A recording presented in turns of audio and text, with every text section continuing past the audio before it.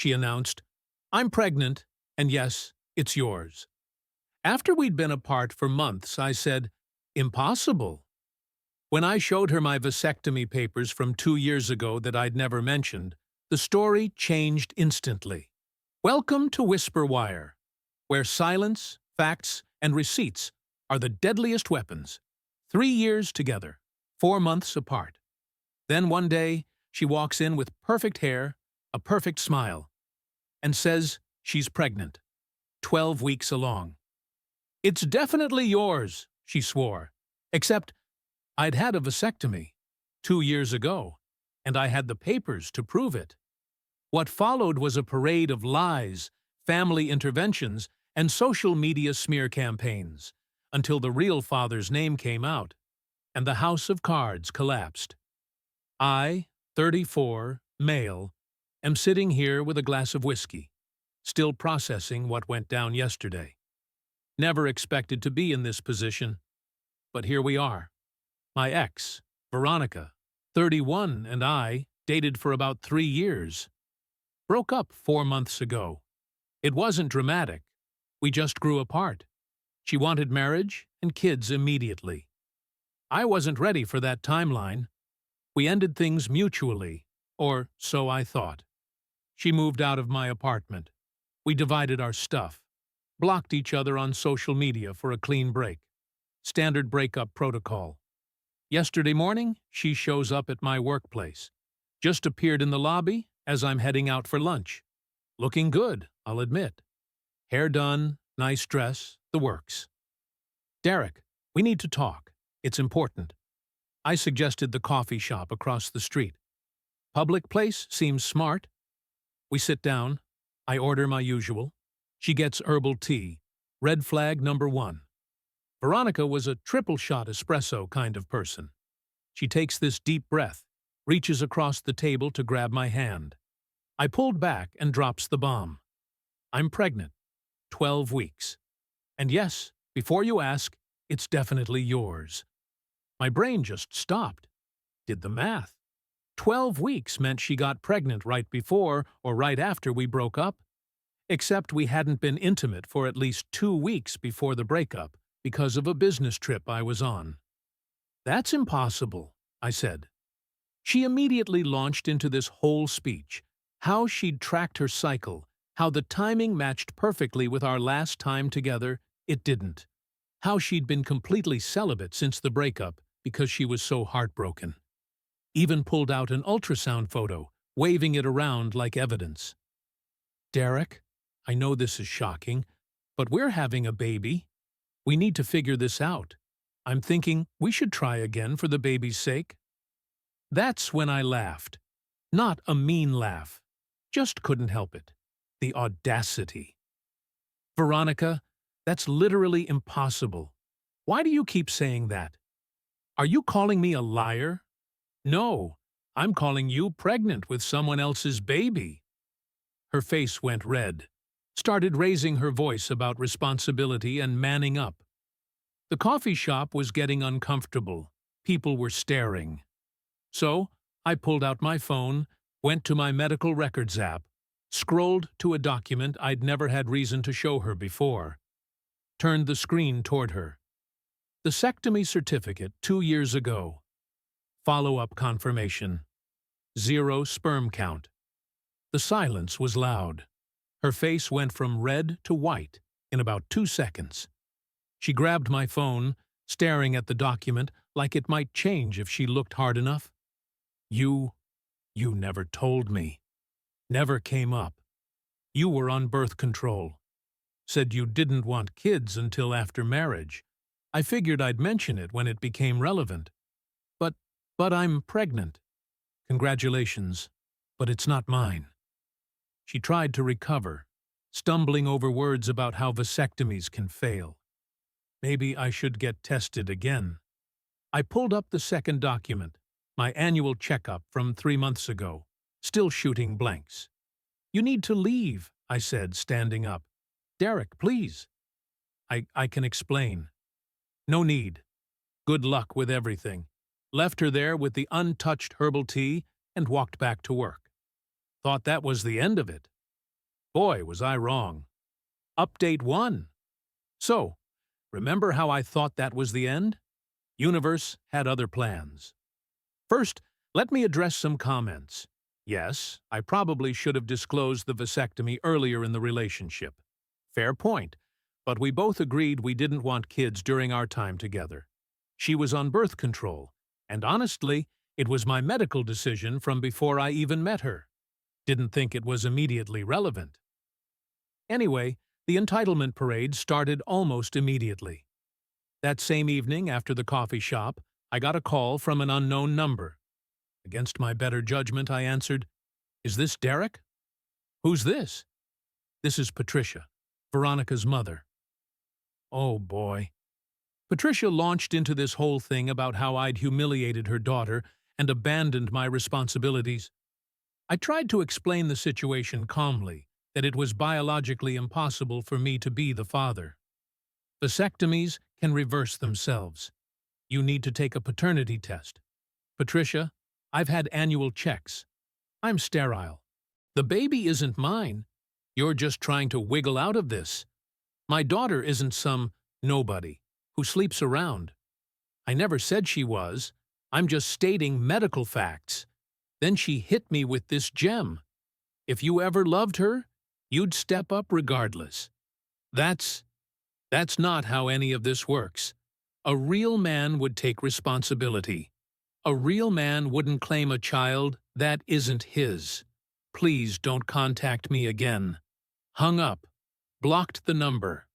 20 minutes later, Veronica's sister, Melanie, starts blowing up my social media. I'd forgotten to block her. Messages ranged from, "You're trash," to "Veronica is devastated to the least you can do," is help financially until she figures things out. The least I could do for a baby that isn't mine. The entitlement was staggering, but the real kicker came the next morning. I get a text from Veronica from a new number.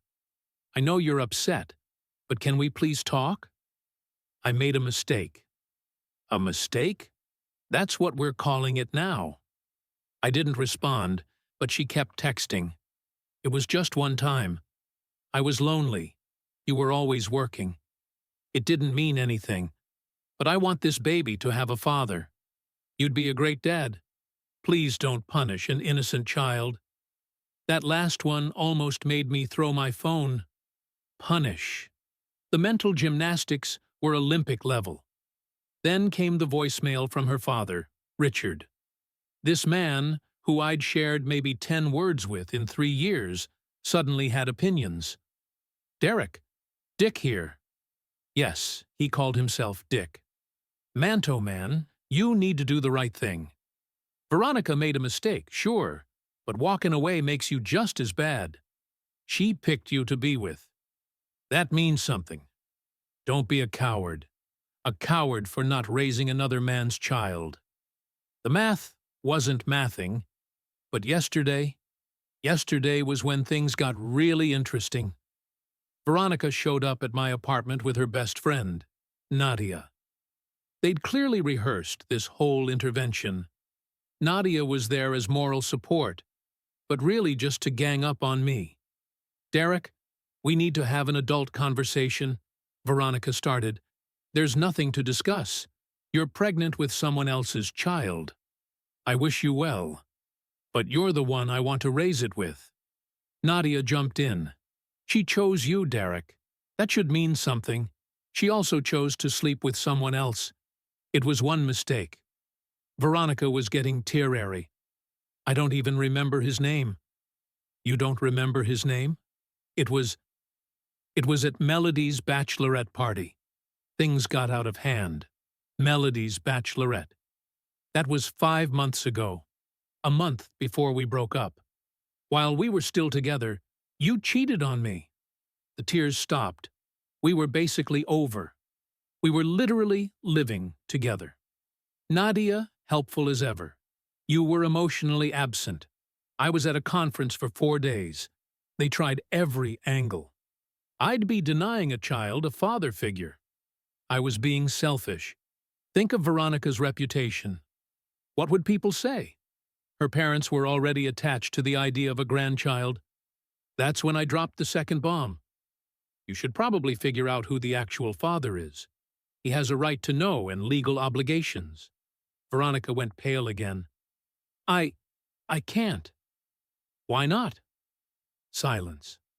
Nadia finally whispered, He's married. There was the real reason for this whole parade. She couldn't go after the actual father because he was married. I was the backup plan, the safe option, the sucker who might just go along with it. You need to leave, both of you, now. They left, but not before Nadia called me heartless, and Veronica sobbed about how I was ruining her life. I'm done being nice about this. Time to protect myself legally. Update 2. All right, the situation has escalated to levels of absurdity I didn't think possible. After my last update, I took Yell's advice and got a lawyer, just a consultation to understand my options. The lawyer, Mr. Brennan, basically told me I was golden legally. No way they could pin paternity on me with my medical records, but he suggested I document everything just in case. Good thing I did.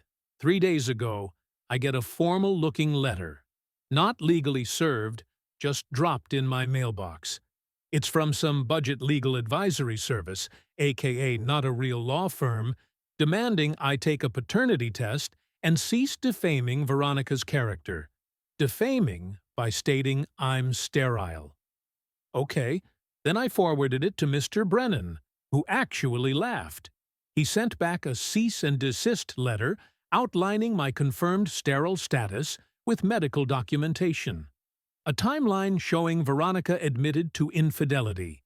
A demand that all harassment stop immediately. A note that any further false claims would result in legal action for intentional infliction of emotional distress. The letter was sent to Veronica, her parents, and Melanie, since they'd all contacted me. The response was something. First, Patricia called my mother, my 67-year-old mother who lives 3 states away.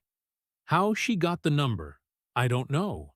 But she fed my mom this whole sad story about how I was abandoning her pregnant daughter and my responsibilities. My mom, bless her, just said, "My son had a vasectomy years ago. Your daughter needs to find the actual father." Patricia hung up on her. Then Melanie started a social media campaign posted on every platform about deadbeat men who abandoned pregnant women without naming names, but making it obvious enough. Some of our mutual friends started asking questions. So I did something petty. I posted my vasectomy certificate, just the certificate, with the date clearly visible, captioned since 2021. Some accusations require receipts. The comments were gold. People who knew about Veronica's pregnancy immediately connected the dots. The post got shared in our extended circle. Within hours, everyone knew the truth. Veronica went nuclear, showed up at my workplace again, this time with her mother. Security had to escort them out when they started making a scene in the lobby. My boss was understanding, but made it clear this couldn't happen again. But here's where it gets really good. Remember the married guy? While Veronica's social media meltdown caught someone's attention, his wife, Lauren, she reached out to me through a mutual acquaintance. Lauren had suspected something was off when her husband Garrett came back from that weekend trip. He'd lied about where he was going. She'd been watching Veronica's posts about the pregnancy, did the math, and put pieces together. She wanted to know what I knew. I told her everything. The timeline, Veronica's admission, the whole circus. Lauren was remarkably calm, thanked me for the information, and said she'd handle it. 2 days later, Veronica's tune changed completely. She sent me a long email, new email address since I'd blocked all her others, saying she was sorry for the confusion and would be handling the situation privately going forward. She wanted me to take down my social media post and asked if we could move past this unfortunate misunderstanding. Misunderstanding. She tried to baby trap me with another man's child, but sure, misunderstanding. I didn't respond to the email, but I did hear through the grapevine what happened. Lauren confronted Garrett with receipts. Turns out he wasn't at a work conference that weekend. Lauren had already been documenting his suspicious behavior, and this was the final straw. She filed for divorce and made sure Veronica was named in the paperwork. Garrett, now facing divorce and potential child support, lawyered up immediately.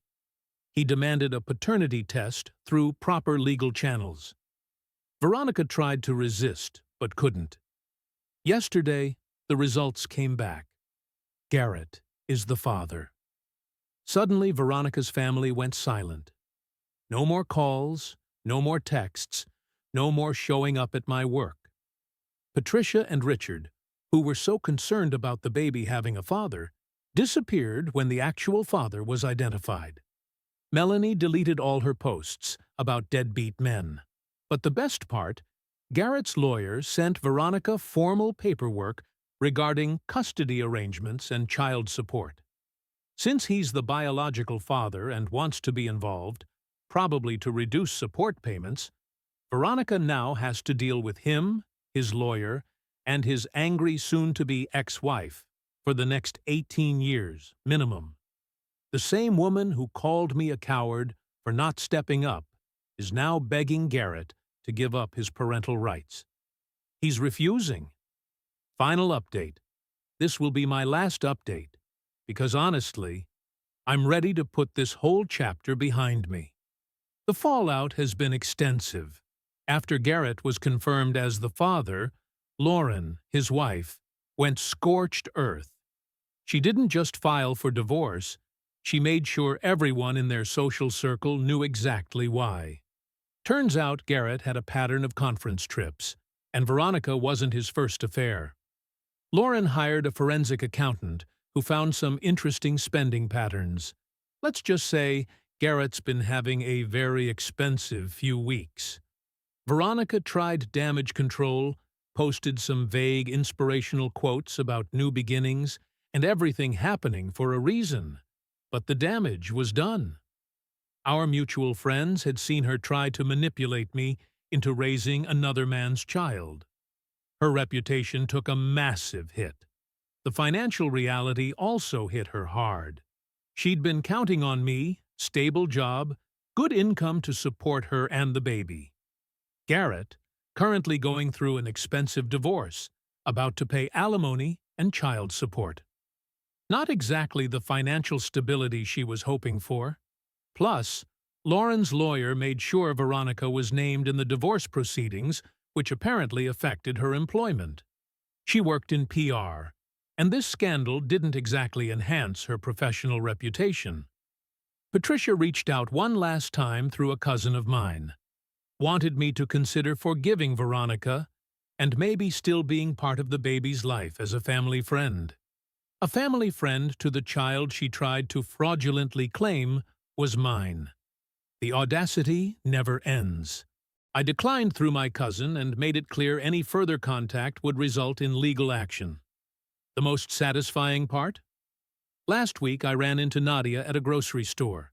She tried to avoid me, but we ended up in the same checkout line. She muttered something about how I could have handled things better. How? I asked. By raising another man's child? By not humiliating her publicly? She humiliated herself when she tried to commit paternity fraud. The cashier's eyes went wide. Nadia left her stuff and walked out. I learned later that Veronica had to move back in with her parents. The apartment she'd gotten after our breakup was beyond her budget, without the financial help she'd been expecting from me. Patricia and Richard, who were so eager for me to man up, are now supporting their adult daughter and soon-to-be grandchild. Garrett's trying to establish his rights as a father, partly because his lawyer advised it would look better in his divorce, and partly, I suspect, to spite Veronica. She wanted a baby with a stable partner, and instead got tied to a married cheater, going through a messy divorce. As for me, I'm good. Better than good, actually. My boss was impressed with how I handled the situation professionally despite the harassment at work. The whole experience, weird as it sounds, brought me closer to my mom. She's been incredibly supportive and proud of how I stood my ground. I also started dating someone new, Jenna. Met her at a friend's butt last week. When the topic of kids came up, I was upfront about the vasectomy. Her response: "Thank God I'm child-free too. We're taking things slow, but it's nice being with someone who's honest from the start." Looking back, the red flags were there with Veronica. The pressure about marriage and kids, the emotional manipulation when she didn't get her way, the victim complex, the pregnancy lie, was just the culmination of all that. To everyone who says I should have told her about the vasectomy earlier, you're probably right. But you know what? Her trying to baby trap me with another man's child while knowing she'd cheated makes my non-disclosure look like a white lie in comparison. The last I heard through our mutual social channels, Veronica was trying to work out co-parenting with Garrett while dealing with Lauren's lawyers. The baby's due in about 3 months. That child will have a father, the actual biological one. And Veronica will have to face the consequences of her choices every time she has to coordinate custody schedules with a man whose life she helped destroy me. I'm getting on with my life. The vasectomy that I got to prevent exactly this kind of situation did its job perfectly. Sometimes the best revenge isn't something you do. It's simply letting people face the natural consequences of their actions while protecting yourself with the choices you made years ago. To anyone dealing with similar situations, document everything. Get a lawyer. Don't let anyone guilt you into taking responsibility for their bad decisions. And always, always trust your gut when something doesn't add up. Thanks for following along with this wild ride. I'm closing this chapter and moving forward. And Veronica, if you somehow find this, that vasectomy was the best $800 I ever spent. They called me a coward, a deadbeat, a man abandoning his responsibilities. But the truth doesn't care about accusations, and neither does a medical certificate. In the end, the baby's real father came forward. Her family went silent. Her reputation crumbled. And I walked away untouched. Sometimes the best revenge is just letting people live with the consequences they created. Subscribe to Whisper Wire, where the quietest moves make the loudest echoes.